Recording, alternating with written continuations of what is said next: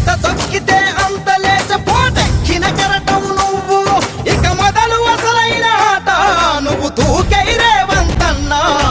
తెలంగాణ పులి బిడ్డ నిన్ను మరువబోదు ఈ గడ్డ, నీ మాటే తుపాకి తూట, ఇక సాగదు సర్కారు ఆట.